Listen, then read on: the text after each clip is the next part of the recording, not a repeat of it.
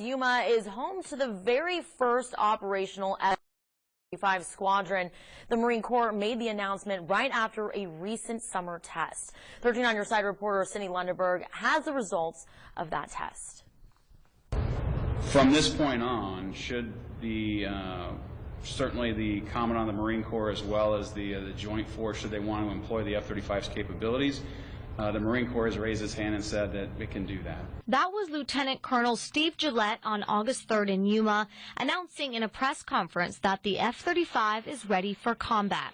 The Marine Corps made the announcement following what they called Operational Test 1. Operational Test 1 was a huge indicator in the Marine Corps saying that the F-35 was ready for combat. But this report from the Department of Defense about Operational Test 1 says not only was it really not a test, the first page reads, "It did not and could not prove the F-35 was ready or suitable for use in any type of limited combat operation."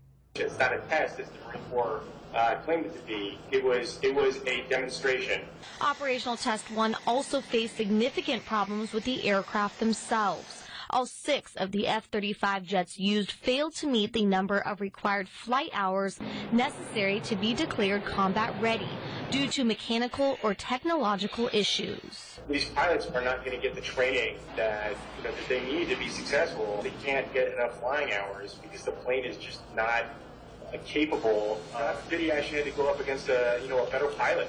So he just wouldn't be as good as a potential opponent. If the F-35 is indeed not ready, then why did the Marine Corps say that it was?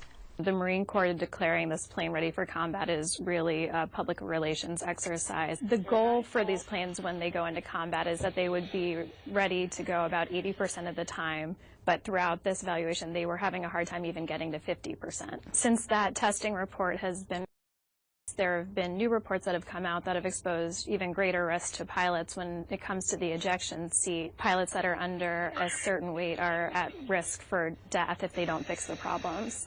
Dan Grazier, a former U.S. Marine Corps captain who served tours in Iraq and Afghanistan, says because the Lightning is meant to replace other aircraft and tries to be the jack of all trades, it ends up falling short on all fronts. I spent 10.5 years of my life in uniform, and I do really love the Marine Corps, and I want it to be very successful. I expect more from the Marine Corps. Any aircraft, no matter how well designed it is only as good as the pilot who flies it. Now, I've talked to people in the Marine Corps about this, and I even talked to General Davis, the Assistant Commandant for Aviation. I asked him this question in Washington a couple weeks ago. His response was, they're going to try to pick up the slack with simulations. We're going to have pilots that aren't very well trained. In all, the F-35 is said to have problems with landing, taking off, the weapon systems, including the guns, and target accuracy, software problems, including navigation, and the multiple computers on board the Lightning are potentially vulnerable to being hacked. One of the reasons that everyone should care that the F-35 may not be ready is that we are at risk of putting our pilots into planes that are unsafe. So it's important for people to tell their members of Congress that they think that it is not only unaffordable but unacceptable. I still have a lot of friends in the Marine Corps. And I have friends that are fighter pilots that could potentially have to take this thing into combat in the next couple of years. And so I owe it to them to make sure that they have the best system possible. If I can do that by bringing people's attention to these problems, then I'm going to do it. I'm not going to rest until everyone knows about it. Now, in total, the program is going to cost more than $1 trillion for taxpayers.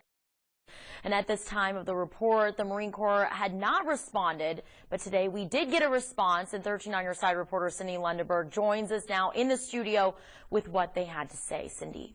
Well, Maddie, before the piece aired, we had repeatedly asked the Marine Corps for comment on the government reports and also just the F-35 program in general, but they refused to comment. Today, the Division of Public Affairs for Marine Corps headquarters reached out to me and said they saw my report and they apologized. They also gave me an official statement, and here's a portion of what they had to say.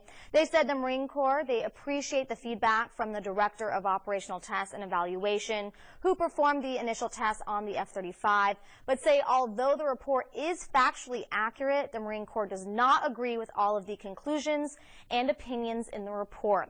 The Marine Corps went on to say they believe some of the statements made, while again factually accurate, may lead people to inaccurate conclusions.